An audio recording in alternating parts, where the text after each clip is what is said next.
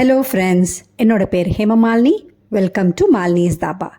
இன்றைக்கி நம்ம சேனலில் evening tea time sweet recipe தான் பார்க்க போகிறோம். இன்றைக்கி நம்ம பார்க்க போகிறது கேரளா ஃபேமஸ் மலபார் ஸ்பெஷல் கலத்தப்பம்.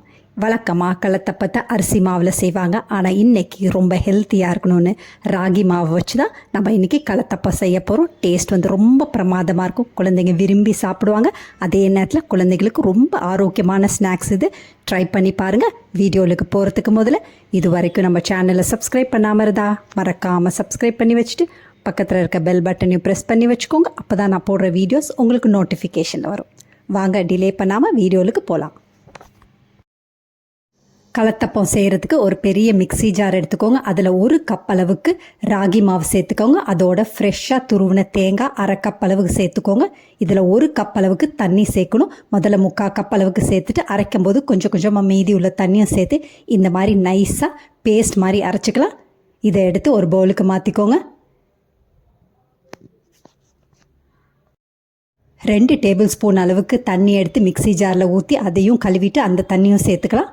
இதில் வாசத்துக்கு 1/2 டீஸ்பூன் அளவுக்கு ஏலக்காய் தூள், 1 பிஞ்ச் உப்பு சேர்த்துக்கோங்க. அதோட 1/2 டீஸ்பூன் அளவுக்கு பேக்கிங் சோடா எல்லாத்தையும் சேர்த்து கலந்து ஒரு பக்கத்துக்கு வச்சுக்கோங்க.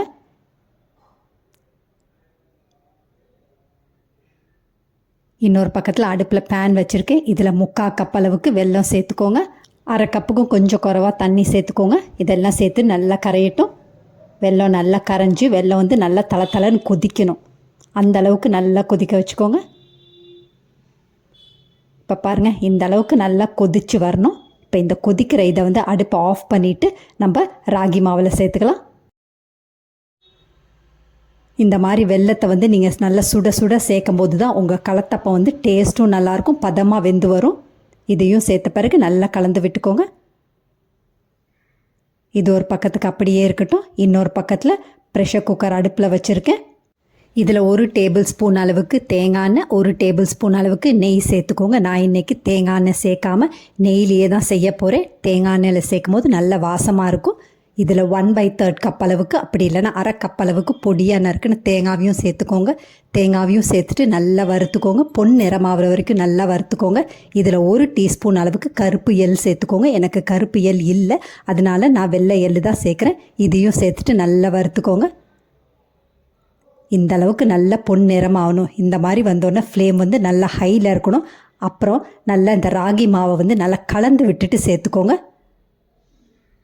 இதையும் சேர்த்த பிறகு ஒரே ஒரு நிமிஷம் அடுப்பில் அப்படியே இருக்கட்டும். அதுக்கு பிறகு ப்ரெஷர் குக்கரை வந்து வாசரை போட்டுட்டு மூடியும் போட்டுக்கோங்க. கலத்தப்பம் செய்கிறதுக்கு ப்ரெஷர் குக்கரில் வந்து வெயிட்டை போடாமல் தான் வேக வைக்கணும். மூடியை போட்ட பிறகு 4-5 நிமிஷம் மீடியம் டு லோ ஃப்ளேமில் இருக்கணும். அப்போ தான் உங்களுக்கு பாருங்கள் இந்த மாதிரி ஆவி வரும். ஆவி வந்து 4 நிமிஷத்தில் வந்துடும். அதுக்கு பிறகு மறுபடியும் லோ ஃப்ளேம்லேயே இருக்கட்டும், லோ டு மீடியம் ஃப்ளேம்லேயே இருக்கட்டும். அந்த மாதிரி 10லேருந்து 12 நிமிஷம் இருக்கட்டும். அதுக்கு பிறகு அடுப்பை ஆஃப் பண்ணிடுங்க. அடுப்பை ஆஃப் பண்ண பிறகு மறுபடியும் 7-8 நிமிஷம் நல்லா கூல் ஆகட்டும். அதுக்கு பிறகு ப்ரெஷர் குக்கர் மூடியை திறந்து பார்த்துடலாம். கவனமாக தண்ணி வந்து கலத்தப்பத்து மேலே அது படாமல் மூடியை திறந்துருங்க. கலத்தப்பம் நல்லா சூடு ஆறின பிறகு கத்தி அப்படி இல்லைன்னா ஸ்பூனை வச்சு சைடை இந்த மாதிரி லேசாக எடுத்து விட்டுக்கோங்க. எடுத்து விட்டுட்டு நல்லா இந்த மாதிரி திருப்பி போட்டுக்கோங்க. திருப்பி போட்டிங்கன்னா உங்கள் கலத்தப்பம் வந்து ரெடி ஆகிடுச்சு. பாருங்கள், ரொம்ப சாஃப்டாக இருக்குது. அது ரொம்ப ஆரோக்கியமானது. வழக்கமாக நம்ம செய்கிற அரிசி மாவோட பல மடங்கு ஆரோக்கியமானது இது. பாருங்கள், ரொம்ப அருமையாக வந்திருக்கு. குழந்தைங்களுக்கு இது டீ டைம் ஸ்நாக், அப்படி இல்லைனா ஸ்கூலுக்கு வந்து ஸ்நாக்ஸாகவும் நீங்கள் கொடுக்கலாம். டேஸ்ட்டும் சரி, ரொம்ப ஆரோக்கியமானது. ட்ரை பண்ணி பாருங்கள். கலத்தப்பம் நல்லா ஜூஸியாக சாஃப்டாக பதமாக வெந்து வரணும்னா 3 விஷயத்தை ஃபாலோ பண்ணும். அதாவது ராகி மாவில் அதிகமாக தண்ணி சேர்க்கக்கூடாது. இன்னொன்று வந்து ராகி மாவில் வெல்லம் வந்து நல்லா கொதிக்க இருக்கும்போது தான் ஊற்றணும். ப்ரெஷர் குக்கரில் வந்து வெயிட்டை போடாமல் தான் நீங்கள் வேக வைக்கணும். இந்த மாதிரி ஒரு சிலதை நீங்கள் ஃபாலோ பண்ணிங்கன்னா ரொம்ப ஜூஸியாக சாஃப்டான கலத்தப்பம் வந்து ரெடி ஆகிடும். இதே மாதிரி அளவுகளோட நீங்களும் கேரளா ஃபேமஸ் மலபார் ஸ்பெஷல் கலத்தப்பத்தை செஞ்சு பார்த்துட்டு எப்படி இருக்குன்னு கமெண்ட் பண்ணுங்கள். பிடிச்சிருந்தா இந்த ரெசிபியை உங்கள் ஃபேமிலி ஃப்ரெண்ட்ஸோட ஷேர் பண்ணுங்கள், லைக் பண்ணுங்கள், சேவ் பண்ணி வச்சுக்கோங்க.